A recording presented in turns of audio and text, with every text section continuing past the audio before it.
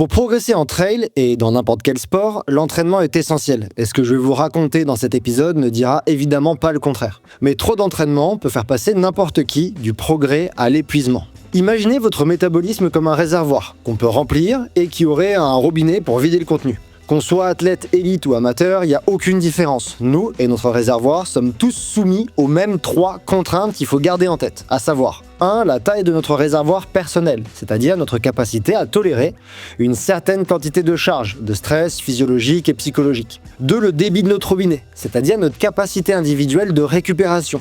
À quel point, à mesure que le réservoir se remplit, nous sommes capables de le vider. Et 3. Le débit de remplissage du réservoir, c'est-à-dire la charge imposée, soit la quantité de stress physiologique et psychologique qu'on applique sur notre métabolisme, sur notre réservoir, par exemple avec l'entraînement, mais pas que, aussi avec la vie quotidienne et la vie professionnelle. Évidemment, dans cette métaphore, elle n'est pas complètement correcte. La taille du réservoir et le débit du robinet s'améliorent avec l'entraînement. Mais il n'empêche qu'on a une taille de base et un débit de base qu'on ne peut pas ignorer et qui contraindront les progrès possibles. Bref, si on remplit le réservoir sans prendre en compte sa taille et le débit de vidage par le robinet, on risque de le faire déborder, voire craquer ou exploser. Et c'est ça dont on va parler aujourd'hui. Je m'appelle Cyril Forestier, je suis entraîneur de trail et pratiquant, mais surtout docteur en sciences du sport. Vous êtes dans Courir Mieux, le seul podcast de trail qui vous aide à progresser grâce à des conseils fiables basés sur la science, et je suis ravi de vous présenter ce Scientific Day partie 1 sur le surentraînement.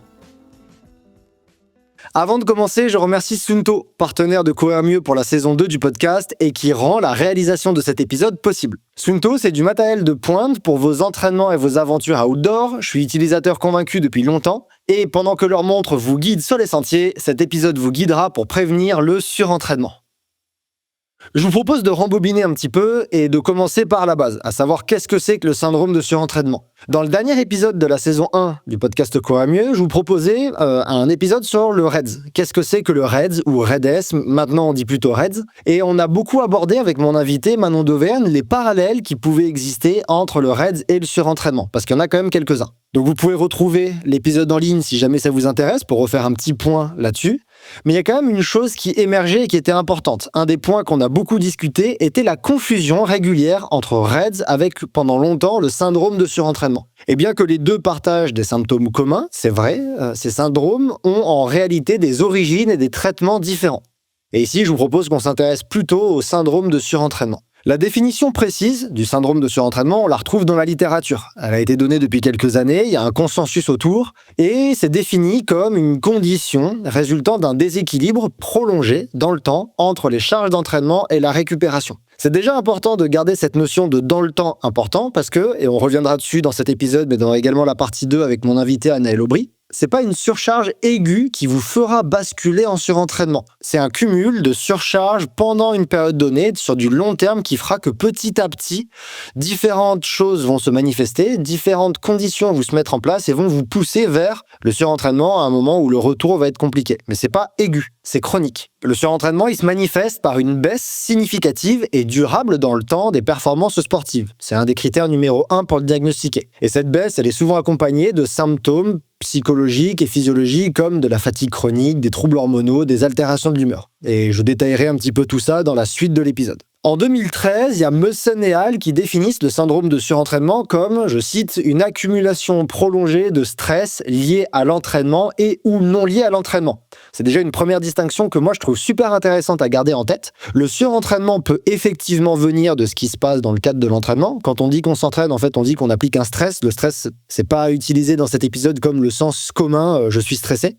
C'est plutôt un stress physiologique, un stress métabolique. Et donc, ce qu'ils disent dans cet article, c'est qu'il n'y a pas que le stress de l'entraînement qui peut engendrer du surentraînement. Ça peut également être lié à ce qu'on fait dans l'entraînement et ce que vient rajouter le stress, des stimulations dans la vie quotidienne. Et ces accumulations excessives nécessiteront des mois, voire des années, pour certains athlètes, pour récupérer pleinement. Contrairement à une simple fatigue ou à une surcharge passagère, le syndrome de surentraînement, il représente une inadaptation prolongée des systèmes physiologiques et psychologiques liés à différents stimuli reçus par l'athlète. Comme d'habitude, toutes les références scientifiques que je vais donner dans cet épisode se retrouvent sur l'article disponible en ligne sur le site courirmieux.fr. À la fin, quand vous descendez en bas de l'article sur le surentraînement, il y a la partie références biographiques avec toutes les références. Donc si vous voulez aller vérifier ce que je vous raconte dans cet épisode, Toutes les références sont citées, donc n'hésitez pas à aller faire un tour sur le site courermieux.fr. Ce qui est important à garder en tête maintenant, c'est que toutes les fatigues et toutes les baisses de performance ne sont pas problématiques. C'est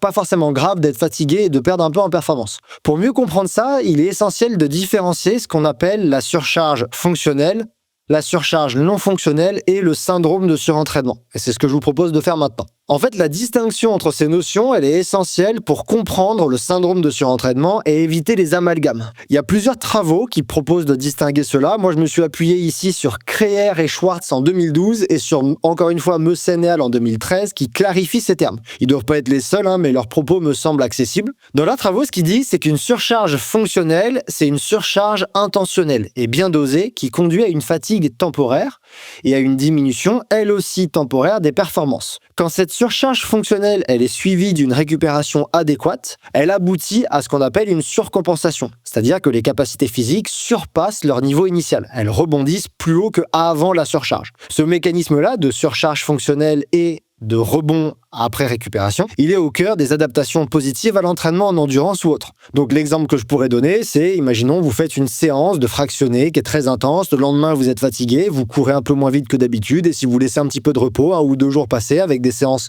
moins intenses, et ce que vous remarquez, c'est que vous êtes revenu à votre niveau de base, voire, si on fait des mesures super fines, évidemment ça se verrait pas en une séance, c'est juste pour la métaphore que je le dis, on observerait une augmentation de vos niveaux de performance. Vous avez progressé après avoir récupéré. La surcharge non fonctionnelle, c'est lorsque les charges d'entraînement dépassent les capacités de récupération de la personne. Alors, une fatigue prolongée s'installe. Cette fatigue, elle peut être accompagnée de symptômes comme une irritabilité accrue, des troubles du sommeil et une baisse de motivation. Ça, c'est typiquement des symptômes que capturent des questionnaires de suivi de forme comme le Hooper sur lequel je reviens un peu plus tard dans l'épisode. Contrairement à la surcharge fonctionnelle, cette situation n'offre aucun bénéfice et nécessite plusieurs jours, voire semaines pour une récupération complète sans rebond, avec simplement un retour au niveau avant surcharge au mieux. Donc on n'a pas le petit rebond, le petit regain de performance attendu. Et enfin, tout au bout du spectre, on a ce qu'on appelle le syndrome de surentraînement. Ce terme, il désigne un état chronique résultant de surcharge non fonctionnelle prolongée, répétée. Et alors, les athlètes concernés commencent à présenter des symptômes sévères comme une fatigue persistante, des troubles neuro-endocriniens et immunitaires, ainsi qu'une diminution marquée et durable de la performance, qui est le critère principal. Et là, la récupération, elle peut être extrêmement longue. Certains, d'ailleurs, ne retrouvent jamais leur niveau de performance antérieur. Ça, c'est ce qu'on appelle le surentraînement. Donc, c'est de la surcharge non fonctionnelle accumulée dans le temps, à laquelle on n'a pas réagi correctement et qui, petit à petit, amène au syndrome de surentraînement. Je vous propose maintenant qu'on s'intéresse un petit peu aux causes du surentraînement. Les causes, elles sont pas très variées et elles sont interconnectées.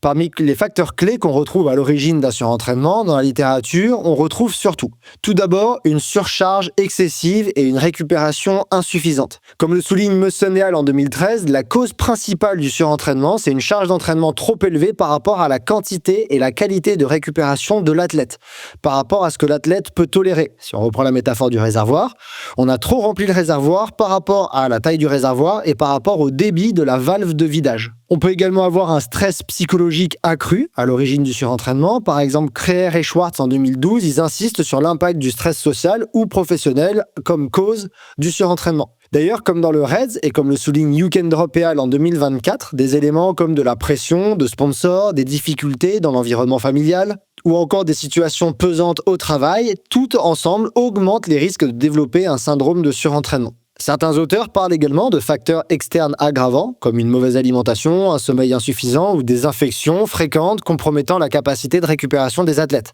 Par exemple, il y a Patal et al. En 2024 qui montre que le manque de sommeil joue un rôle clé dans le développement du syndrome de surentraînement. Il compromettrait la récupération physiologique, par exemple en réduisant la sécrétion d'hormones de croissance tout en augmentant l'inflammation systémique, donc forcément ils rendent moins optimale la récupération et donc ils favorisent le développement du surentraînement. Sur le plan plutôt psychologique, le manque de sommeil aggrave la fatigue mentale et les troubles de l'humeur, renforçant les symptômes associés au surentraînement. Et leurs résultats dans leur étude soulignent l'importance de surveiller et d'optimiser le sommeil pour prévenir le surentraînement. Mais donc on parle toujours en fait d'un manque de récupération. Le sommeil, c'est un des facteurs de la récupération. Le sommeil joue dans le syndrome de surentraînement, oui, bien sûr. Parce que c'est un des moments où la récupération se passe. D'ailleurs, un des termes qui est souvent utilisé dans la littérature pour parler de overtraining syndrome, donc syndrome de surentraînement, c'est, j'ai oublié le terme en anglais, mais c'est syndrome de manque de récupération. Donc c'est vraiment pour souligner que la littérature, elle interconnecte les deux, surentraînement et manque de récupération. Une question qu'on peut se poser, c'est la fréquence du surentraînement chez les athlètes d'endurance. Alors, il y a des travaux qui se sont intéressés à ça, et la prévalence du syndrome de surentraînement chez les athlètes d'endurance, en fait, elle varie considérablement d'après les études et les populations observées. D'après Meusson et al. En 2013, ils estiment qu'il y a 7 à 21% des athlètes d'endurance qui peuvent être affectés au cours d'un cycle d'entraînement intensif. Le problème que différents auteurs ont souligné, c'est que ces chiffres incluent parfois des cas de surcharge non fonctionnelle, ce qui complique l'évaluation exacte de la prévalence réelle du syndrome de surentraînement, qui est encore une fois à dissocier surcharge fonctionnelle et syndrome de surentraînement. Les études qui se sont intéressées à une carrière entière montrent que les chiffres augmentent. Chez des coureurs élites, des études montrent que 60% des femmes et 64% des hommes ont signalé au moins un épisode de syndrome de surentraînement dans leur carrière. Chez les athlètes amateurs, ils ne sont pas spécialement épargnés avec un taux de prévalence global de 33% chez des populations de coureurs non élites adultes. Il est donc important de noter que, comme le REDS, le syndrome de surentraînement peut toucher n'importe quel athlète de n'importe quel niveau.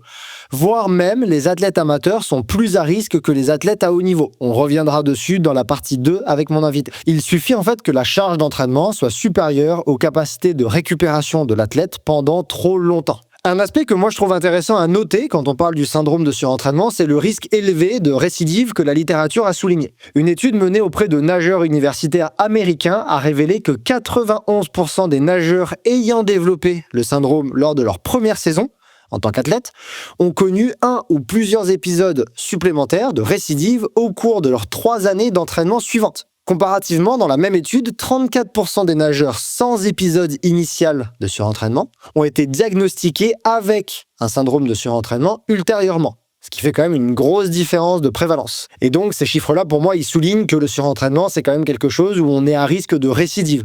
Peut-être, par exemple, parce que notre capacité de réservoir est par défaut, à la naissance, un peu plus petite que d'autres athlètes, ou que nos capacités de récupération sont un peu inférieures à d'autres personnes. Faut pas oublier que la taille du réservoir et, pour reprendre ma métaphore, la taille du réservoir et le débit possible du robinet qui permet de vider le réservoir, c'est grandement des choses qui sont innées.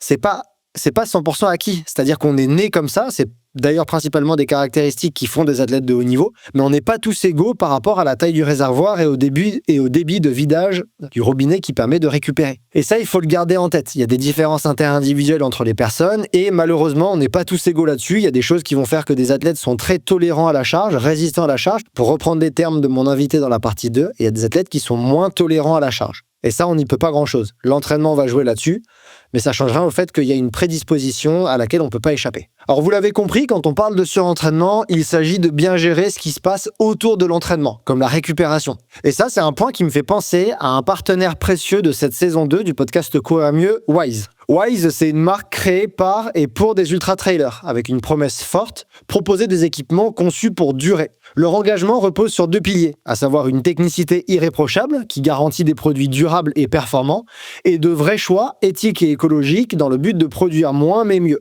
En parlant de récupération, je pense à leur pantalon FKT, un produit que j'utilise personnellement pour l'effort comme pour le repos. Il est léger, confortable et durable et il m'a accompagné pendant mon itinérance en Chartreuse de 2024, je sais pas si vous vous souvenez, surtout le soir, entre 2 étapes, quand je rechargeais mes batteries pour bien repartir le lendemain. Je vous invite à aller découvrir ce produit sur le site de Wise, le lien est dans la description de l'épisode. Allez, revenons au surentraînement et je vous propose maintenant de discuter, de réfléchir à comment diagnostiquer le syndrome de surentraînement. La première chose que je dois vous dire, c'est que dans toutes les études que j'ai lues pour réaliser cet épisode, il y a le même constat qui revient. Le syndrome de surentraînement est un syndrome difficile à diagnostiquer. Son diagnostic représente un défi majeur pour les entraîneurs, les athlètes et les professionnels de santé qui entourent les athlètes. Toutes les études que j'ai lues le soulignent. Et cette difficulté, elle découle de la complexité du syndrome et de ses symptômes souvent non spécifiques. Kreuer et Schwartz, en 2012, écrivent que ce diagnostic doit avant tout reposer sur 3 critères principaux. D'après eux, le premier critère serait une baisse persistante des performances qui ne s'améliore pas malgré plusieurs semaines ou mois de diminution de la charge de récupération. Le deuxième serait des troubles de l'humeur, incluant fatigue, irritabilité et symptômes dépressifs. Le troisième, qui est important à garder en tête, c'est l'absence d'autres causes potentielles comme des infections, des déficits nutritionnels ou des déséquilibres hormonaux. Gardez-le en tête dès maintenant, et ça répond à des questions qui m'ont été posées pour la partie Gollum et la lumière sûre, qui viendra à la fin de cet épisode. Je réponds directement à la question. on peut pas mélanger REDS et syndrome de surentraînement parce que le cœur même de ces déficits, de ces syndromes est différent. On en parlait dans les épisodes sur le REDS, il n'est pas possible de parler de surentraînement s'il y a un déficit énergétique, s'il y a un problème au niveau de la nutrition. Et de même, il n'est pas possible de parler de REDS s'il n'y a pas de problème au niveau de la nutrition. Donc, s'il y a quelque chose chez l'athlète au niveau de la nutrition, directement, on peut considérer qu'on est plutôt dans la catégorie du REDS. Et s'il n'y a pas de problème au niveau nutrition, mais qu'on observe certains symptômes, on peut se questionner sur la présence d'un surentraînement plutôt. Il faut aussi garder en tête qu'il y a une grande variabilité des symptômes entre les individus, ce qui complique le diagnostic. Ça, Messen et al. En 2013 le souligne bien, le syndrome de surentraînement résulte d'une inadaptation chronique du corps à un stress prolongé, qui affecte le système endocrinien, immunitaire, nerveux, psychologique. Malheureusement, ces perturbations, elles peuvent imiter d'autres pathologies, ce qui complique la procédure de diagnostic spécifique au surentraînement. C'est ce qu'on appelle un diagnostic différentiel. Il va falloir écarter plein de causes et une fois qu'elles sont écartées avec des tests spécifiques, on peut arriver à la conclusion que peut-être c'est un surentraînement. Je trouve qu'il y a une méta-analyse qui est intéressante à citer dans cette question, c'est celle de Weekly et al. En 2022. Eux, ils soulignent que la difficulté à diagnostiquer le surentraînement est encore accentuée par l'absence de biomarqueurs uniques ou de tests standardisés spécifiques au surentraînement. Ils ont mené une méta-analyse en 2022 pour explorer les changements physiologiques et psychologiques qui sont associés au syndrome de surentraînement. Cependant, aucune des 42 études identifiées ne répondait aux critères nécessaires pour confirmer que les syndromes étudiés correspondaient réellement au surentraînement, avec, ce qui en découlait, une suppression chronique des performances, au-delà de 4 semaines, au minimum de 4 semaines. Pour résumer ce que je viens de dire, pour vulgariser ce que je viens de dire, sur les 42 études, il y avait tellement de variations dans les symptômes, tellement de variations dans les diagnostics, tellement de variations dans ce qui était considéré comme du surentraînement et dans les durées que, malgré 42 études disponibles entre les mains, ce qui est énorme quand on fait une méta-analyse, ils n'ont pas pu conduire leurs analyses statistiques pour essayer de voir qu'est-ce qu'est le surentraînement et quelles sont ses conséquences. Donc cette absence de preuves solides, elle illustre pour moi le manque de données spécifiques pour caractériser et diagnostiquer correctement, précisément, le syndrome de surentraînement, ce qui limite la compréhension de ce syndrome et donc la gestion de ce dernier. Néanmoins, je trouve qu'il y a une perspective prometteuse qui a apparu ces dernières années. C'est les scores EROS, E-R-O-S en majuscule. En fait, pour dépasser ces difficultés de diagnostic, Carrard et al. En 2022 ont proposé de s'appuyer sur une innovation majeure, celle de Cadelgiani et al. En 2020. Ces auteurs, ils ont conçu les scores EROS. EROS, ça veut dire Endocrine and Metabolic Response on Overtraining Syndrome. Donc les réponses endocrinienne et métabolique au syndrome de surentraînement. Et les outils qu'ils ont développés, les outils EROS, ils combinent différents marqueurs cliniques, biochimiques, physiologiques, voire psychologiques pour offrir une approche standardisée et reproductible dans le diagnostic du surentraînement. Donc leurs 3 outils EROS, ils proposent un diagnostic différentiel progressif. En fait, les outils EROS, ils se déclinent en 3 versions qui sont complémentaires et chacune adaptée à des contextes spécifiques. Le premier qu'ils ont développé, c'est le EROS Clinical. C'est un outil qui repose sur des marqueurs cliniques simples comme des schémas alimentaires, le sommeil, la composition corporelle qu'on a avec par exemple des prises de sang et des indices psychologiques comme le POMS, le Profile of Mood States, qui est un des outils psychologiques le plus utilisés. À tort ou à raison, je trouve moi des fois que pour connaître l'outil, il est un peu trop utilisé dans toutes les situations, mais c'est déjà une base. Ce score EROS Clinical, il est conçu comme un premier niveau d'évaluation, facilement utilisable par des entraîneurs ou des médecins ou des particuliers comme vous et moi, des personnes, des athlètes qui s'entraînent, voire des médecins généralistes, sans équipement sophistiqué. Ça permet déjà de répondre, d'écarter certaines pistes grâce à un score qui est simplifié. Il existe également le EROS Simplified, qui est un score qui inclut en plus du premier des marqueurs cliniques, des variables biochimiques comme le taux de testostérone ou le ratio testostérone-œstradiol. Lui, il s'adresse aux situations où le premier outil est insuffisant pour poser un diagnostic clair. Et enfin, on a le EROS Complete. C'est un outil qui intègre des données cliniques, biochimiques et des réponses hormonales à des tests de stimulation, comme le test de tolérance à l'insuline. Il est particulièrement adapté pour les études épidémiologiques ou les cas complexes qui impliquent des populations larges ou des formes atypiques du syndrome de surentraînement. En tout cas, c'est ce que les auteurs proposent. Alors, j'ai trouvé les chiffres un petit peu aberrants, mais dans leur étude de validation, ces scores ont démontré une précision diagnostique de 100% pour distinguer les athlètes affectés par le syndrome de surentraînement de ceux en bonne santé. 100%, c'est très élevé. Il faut aussi garder en tête que le journal de publication de ces outils n'est pas parmi les plus robustes, n'est pas parmi ceux de plus haute qualité. Mais parmi le no man's land, parmi l'absence complète d'outils qui existent aujourd'hui, à minima, ils ont le mérite d'exister. Ils sont plutôt basés sur la littérature. Et en attendant peut-être des outils plus fiables, une validation un petit peu plus poussée de ces outils-là, publication dans des meilleurs journaux ou d'autres outils plus aboutis, au moins ils ont le mérite d'exister. Ils ont aussi l'avantage, contrairement à d'autres approches, de ne pas exiger l'exclusion préalable de conditions confondantes, c'est-à-dire d'autres diagnostics, qui simplifient leur utilisation dans un environnement clinique ou sportif. C'est-à-dire que n'importe qui, entraîneur ou athlète, demain, si on a un doute, on peut prendre le premier outil Eros, l'utiliser et déjà avoir une idée. Et les outils Eros, ils se distinguent par leur approche basée sur des combinaisons de paramètres sélectionnés parmi 262 125 possibilités évaluées dans l'étude originale. Par exemple, les marqueurs hormonaux incluent des réponses spécifiques aux tests de tolérance à l'insuline. Les marqueurs psychologiques comme la fatigue et la vigueur mesurées par le POM complètent le diagnostic en mettant en lumière des altérations de l'état émotionnel qui sont propres au syndrome. Et en plus, Kadeljani et ses collègues ont proposé un outil additionnel, le Eros Risk, qui est destiné à identifier les athlètes à risque de surentraînement. Donc ce serait un outil complémentaire, non pas pour diagnostiquer, mais pour déjà avoir une idée dans un groupe, par exemple, de qui pourrait être à risque. Cet outil il inclut des facteurs de risque comme une faible qualité de sommeil, des apports caloriques insuffisants, encore que ces questions-là, on est d'accord que, vu ce qu'on a discuté sur le REDS, il est peut-être pas ultra pertinent. Mais bon, le but c'est d'avoir une intervention le plus tôt possible avant l'apparition des symptômes. Car comme on l'a dit, comme le syndrome de surentraînement, c'est quelque chose qui s'installe dans le temps, c'est un manque de récupération dans la durée, au plus tôt on va le prendre en charge, au mieux ce sera. Alors même si les scores Eros sont intéressants, ils couvrent pas toutes les dimensions nécessaires pour un diagnostic complet. Et il y a des chercheurs qui explorent également d'autres approches, comme par exemple des questionnaires psychologiques, donc des outils comme le POM ou le REST-Q Sport, qui permet de surveiller l'état mental des athlètes et d'identifier des signes précoces d'épuisement psychologique. En effet, il y a des études qui montrent que les athlètes atteints de syndrome de surentraînement obtiennent des scores significativement plus élevés en fatigue, en colère, en confusion, avec une diminution de la vigueur, qui sont des dimensions de ces questionnaires. Également, et on reviendra dessus dans la partie 2 de l'épisode, il y a la variabilité de la fréquence cardiaque, la VFC. Bien que les résultats sont parfois contradictoires dans la littérature, il y a certains chercheurs qui suggèrent que les altérations de la VFC, liées à un déséquilibre du système nerveux autonome, sympathique et parasympathique, pourraient constituer un indicateur complémentaire au syndrome de surentraînement. Il y a également des marqueurs biologiques comme l'élévation des cytokines pro-inflammatoires et des marqueurs d'oxydation qu'on obtient avec des prises de sang qui peuvent refléter des réponses inadaptées à l'entraînement intense. Mais là, ces indicateurs, ils manquent de spécificité pour différencier le syndrome de surentraînement d'autres conditions. Je vous propose qu'on s'intéresse un peu plus en détail aux conséquences du syndrome de surentraînement. Les premières conséquences sont sur la performance. Ce syndrome de surentraînement, il affecte directement la performance des athlètes.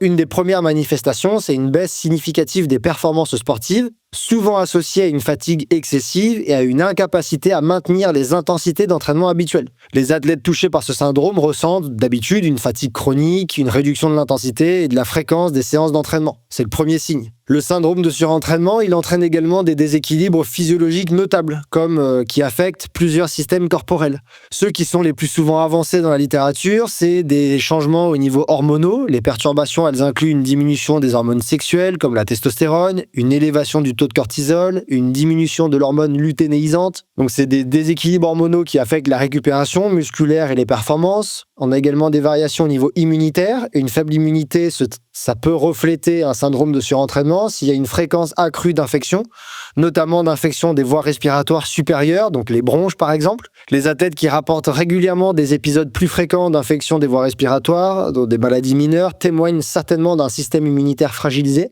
qui peut refléter un syndrome de surentraînement. On a également des changements au niveau cognitif avec des troubles de la concentration, une diminution de la mémoire à court terme et des difficultés de prise de décision qui sont souvent observées. Et le syndrome de surentraînement a également un impact significatif sur la santé mentale des athlètes.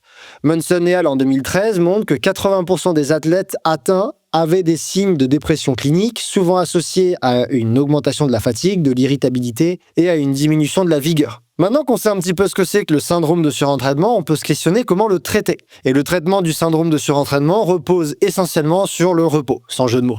Contrairement à d'autres troubles liés à l'entraînement, il n'y a pas vraiment de traitement médical spécifique. Ce qui est recommandé, c'est un repos prolongé ou aigu, accompagné évidemment d'une alimentation adaptée, d'un sommeil de qualité, qui sont les piliers fondamentaux de la récupération. Je vous en parlais dans l'épisode précédent, le premier épisode de la saison 2 que vous retrouverez en ligne. Comme le soulignent Kreher et Schwartz en 2012, le repos doit être combiné à des ajustements de la charge d'entraînement. Évidemment, d'une part, on augmente la récupération, d'autre part, on diminue la charge d'entraînement, avec une réduction significative des intensités et des volumes pendant plusieurs semaines quand il y a vraiment un diagnostic de surentraînement. Et la littérature, elle a proposé plusieurs outils pour suivre la progression de la récupération. Tout d'abord, on peut réutiliser les questionnaires psychologiques comme le POMS, que j'ai dit, qui permet de diagnostiquer, mais donc de suivre l'évolution des variables psychologiques comme la fatigue, la tension, la dépression, la vigueur. On est censé voir les scores réaugmenter. Également, il y a des travaux qui recommandent l'utilisation de journaux de suivi de performance, comme l'enregistrement régulier des sensations, de la performance objective et de paramètres qui aident à détecter les améliorations progressives ou les rechutes. Également, on peut mesurer la variabilité de la fréquence cardiaque. Les résultats sont parfois hétérogènes, mais la VFC, elle peut fournir des indices sur l'état du système nerveux autonome et la réponse du corps à la récupération. Je vous en avais déjà parlé dans les épisodes disponibles en ligne sur la VFC, avec mon invité Laurent Schmitt, qui était vraiment expert de la thématique. Mais il faudra garder en tête que le syndrome de surentraînement, ça exige du temps, de la vigilance et une approche personnalisée. La clé réside dans une réduction drastique des sollicitations physiques et psychologiques, et un accompagnement global et une prise en charge multidimensionnelle sont nécessaires. Et cette combinaison permet aux athlètes de retrouver progressivement leur état de forme tout en limitant le risque de rechute par la suite lorsque l'entraînement va revenir à son niveau initial ou un petit peu en dessous. Un dernier point que je voudrais aborder, c'est comment prévenir le syndrome de surentraînement. Puisque si on a parlé de son traitement et de son diagnostic, on a aussi dit que le plus important, c'était de le détecter le plus tôt possible. La prévention du syndrome de surentraînement, elle repose principalement sur une gestion rigoureuse de la charge d'entraînement, avec une écoute attentive des signaux précoces de fatigue et de performance qui peuvent être facilement détectés. Kreher, en 2016, insiste sur le rôle clé des outils modernes qui permettent aux athlètes et aux entraîneurs de surveiller, ajuster, planifier les charges de travail. Je vous fais une petite revue rapide ici, mais je dédierai un épisode entier dans la saison 2 normalement aux charges d'entraînement. Mais par exemple, pour suivre la charge d'entraînement d'une personne, il y a deux méthodes simples qui existent, à savoir la méthode Foster et la méthode TRIMP. La méthode de Foster, c'est une approche facile à mettre en œuvre et adaptée à tous les athlètes parce qu'elle consiste à multiplier la durée de chaque séance en minutes par l'intensité, perçue ou objective. Généralement, on utilise la perçue, évaluée sur une échelle de 1 à 10. Donc, par exemple, si vous avez une séance de 60 minutes jugée très intense, 8 sur 10, ça va correspondre à une charge de 60 x 8, 480. Pour estimer la charge hebdomadaire, il va suffire d'additionner toutes les charges des séances de la semaine. On peut également l'utiliser avec la durée multipliée par la fréquence cardiaque moyenne de la semaine. Parfois, c'est fait. Moi, j'aime bien l'intensité perçue. Je trouve que c'est plus pertinent de s'intéresser à l'intensité perçue. Mais voilà, les deux méthodes sont censées être fiables. Cette méthode, elle a deux avantages. Elle nécessite aucun matériel particulier et elle s'appuie sur le ressenti des athlètes qui favorise une bonne compréhension de la charge, une bonne conscience de la charge et une utilisation à travers différentes disciplines. Puisqu'au final, l'intensité perçue, on peut la mesurer par exemple même dans une séance de musculation où la fréquence cardiaque va être très basse, pour reprendre mon exemple juste avant, pour confirmer le fait que moi, j'aime pas trop l'utilisation de la méthode Foster avec la fréquence cardiaque. Dans une séance de musculation, par exemple, avec des charges très lourdes, on va faire 3-4 répétitions, c'est ultra difficile, par contre le cardio monte pas, alors qu'en évaluation de la difficulté, on va être très élevé et c'est réellement une séance difficile. Donc voilà pourquoi je trouve que le ressenti il est plus intéressant. Et sinon, on a la méthode TRIMP qui est plutôt basée sur la fréquence cardiaque. C'est une méthode différente, elle est un peu plus complexe. C'est la méthode Training Impulse et elle est basée sur les données de fréquence cardiaque. Alors, sa formule, elle est vraiment complexe. Vous la retrouverez en entier sur le site ou si vous regardez la vidéo de cet épisode, vous la voyez apparaître. Mais en fait, cette méthode, elle implique le temps, donc la durée de l'activité en minutes, un facteur par lequel on multiplie le temps, qui est K, un facteur de pondération qui est différencié par le genre, un indicateur de l'intensité de l'exercice IFC qui est calculé avec plusieurs indicateurs, à savoir la fréquence cardiaque de l'exercice, la fréquence cardiaque de repos, la fréquence cardiaque maximale. On doit calculer le coefficient K qui est une exponentielle en fonction de son sexe, qui est là pour pondérer l'effort. Il y a une méthode de calcul pour les hommes, une méthode de calcul pour les femmes. Et tout ça, ça nous donne un indicateur TRIMP. Alors c'est super, c'est très complexe, c'est poussé, ça intègre des différences physiologiques entre les sexes, qui peuvent être questionnables vu l'avancée des connaissances qu'on a sur la charge d'entraînement que tolèrent les femmes ces dernières années, les athlètes féminines ces dernières années. Et vu la complexité de l'équation, je vous recommande de l'utilisation de logiciels spécialisés, par exemple intervals.issue, que moi j'aime bien, TrainingPeaks, Nolio ou un Excel que vous programmez, pour automatiser les calculs et simplifier l'application, parce que sinon c'est une vraie galère. Il faut aussi garder en tête qu'un des éléments fondamentaux pour prévenir le syndrome de surentraînement, c'est l'individualisation des charges d'entraînement. Chaque athlète sont soumis à des conditions extrêmes comme l'altitude, la chaleur, et on doit adapter nos efforts en fonction de nos capacités, des objectifs et de nos capacités de récupération. Un athlète amateur qui travaille 30, 40, 50 heures par semaine n'a pas les mêmes capacités de récupération qu'un athlète élite qui a tout son temps libre dédié à la récupération. J'exagère un petit peu, mais globalement, c'est l'idée. Donc en conclusion, tous ces outils sont simples et efficaces pour offrir des solutions concrètes pour surveiller et ajuster les charges d'entraînement en réduisant les risques de surentraînement. Et je pense qu'une prévention bien menée, associée à une écoute attentive des signaux corporels, constitue la meilleure défense contre le surentraînement. Si je veux faire un petit moment spécifique au trail running et à l'ultra trail, en fait, il pourrait exposer les pratiquants à un risque accru de surentraînement par rapport à d'autres sports. Alors, il n'y a aucune étude qui a spécifiquement étudié ce syndrome dans cette discipline, et il y a certains aspects de la pratique, combinés à une culture du toujours plus, ça c'est mon avis, qui, à mon sens, soulèvent des préoccupations. En fait, le trail se distingue par ses longues distances, ses dénivelés importants et ses conditions environnementales souvent extrêmes, comme l'altitude, la chaleur, le froid, en tout cas les variations de température. Et ces spécificités rendent la quantification de la charge d'entraînement parfois un peu plus complexe que dans d'autres disciplines. À ça, on ajoute des pratiques comme les week-end shocks, que je trouve très bien, mais où les athlètes enchaînent plusieurs séances sur plusieurs jours. Et si ces méthodes sont presque incontournables en préparation, par exemple, d'un ultra, et bénéfiques pour l'entraînement, ça, il n'y a pas de souci, elles génèrent des charges importantes qui, quand elles sont mal gérées, peuvent favoriser un déséquilibre entre effort et récupération. Le trail est aussi, à mon sens, actuellement marqué par une mode du toujours plus. La performance, elle est souvent mesurée en kilomètres, en dénivelé, en intensité hebdomadaire, avec une course au plus gros chiffre le possible. Et ça peut être contre-productif et risquer de développer le surentraînement au regard de tout ce qu'on a discuté. Donc accumuler des charges excessives sans respecter des périodes de récupération suffisantes pourrait conduire à des états de fatigue prolongés qui peuvent amener à du surentraînement. Et ça, c'est à garder en tête pour moi. Dans ce contexte, la surveillance de la charge d'entraînement, elle me paraît cruciale, bien que nous manquions de recul scientifique pour étudier spécifiquement le surentraînement dans le cadre du trail et de l'ultra. Je vous conseille d'utiliser des outils comme le suivi de la charge Foster et d'intégrer des périodes de repos régulières pour réduire les risques et d'essayer de sortir de cette mode du toujours plus. Faites surtout attention lorsque vous avez des périodes d'entraînement intensives, des week-end shocks ou des moments où les volumes vont globalement considérablement augmenter en préparation d'un ultra-trail par exemple. En conclusion, le syndrome de surentraînement, c'est une condition caractérisée par une baisse durable des performances accompagnée de perturbations physiques et psychologiques. Il illustre le danger d'un déséquilibre prolongé entre charge d'entraînement et récupération. Sa prévalence varie selon les études et il peut affecter entre 7 et 21% des athlètes d'endurance, qu'ils soient amateurs ou professionnels. Ces chiffres rappellent que personne n'est à l'abri, quelle que soit son expérience ou son niveau de pratique. Le syndrome de surentraînement rappelle l'importance cruciale de maintenir un équilibre entre les charges d'entraînement et la récupération, tout en tenant compte des spécificités de chaque discipline, comme le trail ou l'ultra-trail. Les causes et les conséquences présentées dans cet épisode montrent que malgré l'absence de solutions universelles, des outils modernes comme les Score Heroes et les méthodes de suivi de charge, comme Foster, peuvent jouer un rôle clé dans l'identification, le diagnostic et la prévention. Pour les athlètes et particulièrement les trailers, il me semble aussi intéressant de s'éloigner de la mode du toujours plus qui valorise les kilomètres accumulés ou les records de dénivelé. Cette quête, si elle n'est pas accompagnée d'une attention aux signaux du corps, peut devenir contre-productive, voire dangereuse, avec par exemple le syndrome de surentraînement. Je vous conseille d'adopter une approche raisonnée basée sur une planification réfléchie, autant des entraînements que des périodes de repos, pour optimiser les performances tout en préservant votre santé et votre durée dans la pratique sur le long terme. Et pour conclure, je vous propose de passer à la rubrique Gollum met la lumière sur, aujourd'hui, le surentraînement. Gollum est partenaire de cette saison 2 et ensemble, chaque semaine, pour chaque épisode, on vous propose des boîtes à questions sur lesquelles vous pouvez répondre sur Instagram. Donc je vous invite à rejoindre l'Instagram de Courir Mieux. Et parmi toutes ces questions, j'en piocherai plusieurs ou une seule selon la complexité des réponses pour y répondre et mettre la lumière sur vos questions pendant les épisodes. Cette semaine, vous avez bien joué le jeu pour cette première et j'ai reçu plein de questions, donc j'en ai sélectionné plusieurs à laquelle je vais répondre maintenant. Parmi les questions qui sont remontées, ça concerne les différences hommes-femmes dans le surentraînement. Est-ce qu'il y a des différences entre les hommes et les femmes dans les risques de surentraînement? La réponse est non, pas spécialement. La première étude que j'ai citée un peu plus tôt dans l'épisode le disait.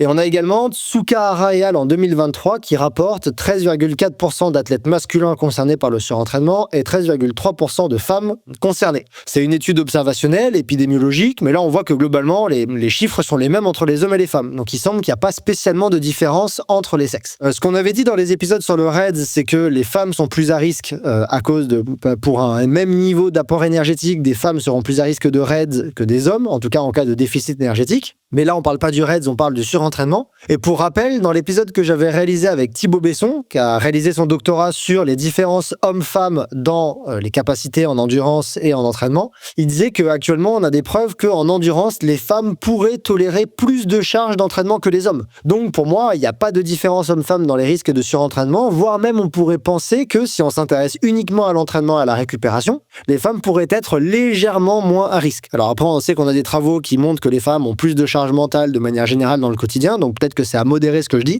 Mais en tout cas, voilà les évidences qu'on a pour répondre à cette question sur les différences hommes-femmes. Ensuite, il y avait une question sur comment détecter le surentraînement. Vous l'avez compris, c'est le vrai challenge. On en reparle beaucoup dans la partie 2 avec mon invité. Mais les premiers signes sont une dégradation des marqueurs subjectifs de forme et de sensation à l'effort. C'est pour ça que je recommande souvent, moi, d'utiliser des questionnaires de suivi de forme comme le Hooper et de renseigner les perceptions d'effort avec, par exemple, le score RPE durant vos séances. Si vous combinez ça à une diminution de la fréquence cardiaque rapide, c'est-à-dire pas chronique, mais rapide pour une même intensité, par exemple 10 km/h, vous avez une augmentation du RPE, une diminution de la fréquence cardiaque, et ben là, ça peut alerter. Mais ça, on en reparle largement dans la partie 2. Ce que je peux vous recommander déjà ici, c'est d'avoir une séance un peu type qui permet de vous monitorer comme un footing à X km/h et pendant cette phase du footing, par exemple, de checker votre fréquence cardiaque et votre RPE à cette intensité-là qui serait toujours la même. Mais pour détecter le syndrome de surentraînement, c'est important d'avoir plusieurs indicateurs combinés, on en reparle dans la partie 2.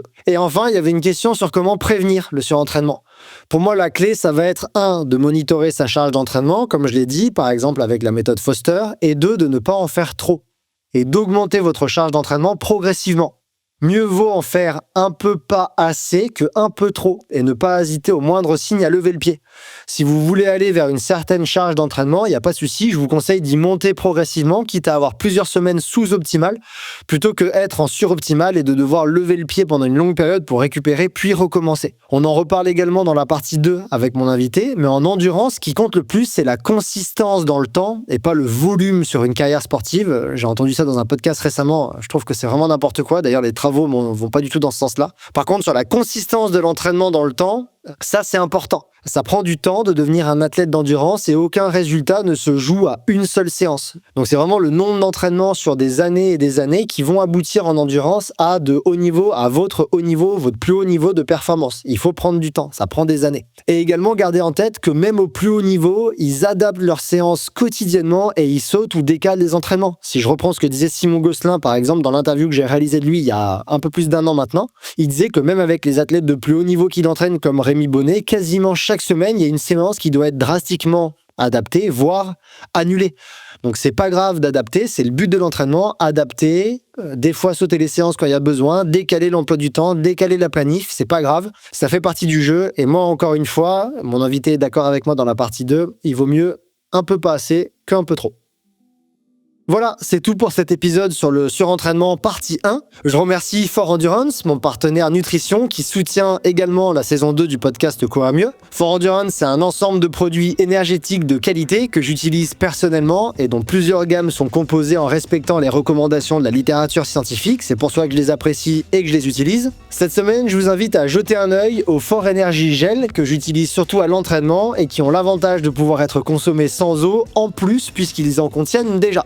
Le lien vers ces gels est en description de l'épisode. Je remercie également tous les partenaires, donc je viens de le dire For Endurance, mais également Gollum, Suunto et Wise qui ensemble rendent possible cette saison 2 du podcast Courir Mieux et les épisodes que vous entendez en ce moment même. Si cet épisode vous a plu, je vous invite à découvrir les autres formats comme je propose, comme les tests matériels, les Courir Mieux rencontres et les épisodes hors série. Je vous invite à faire un tour sur ma chaîne YouTube ou sur le podcast audio, selon où est-ce que vous écoutez cet épisode en ce moment même, et également à me rejoindre sur mes différentes plateformes comme Instagram ou TikTok de Courir Mieux, sur lequel je suis depuis pas très très longtemps. Également, si vous souhaitez me soutenir, il y a le Patreon de Courir Mieux où vous pouvez avoir accès à des contenus bonus exclusifs avec mes invités. Je vous dis à très bientôt pour un nouvel épisode et n'oubliez pas que selon Edward Deming, sans donner à l'appui, nous ne sommes qu'une personne de plus avec une opinion.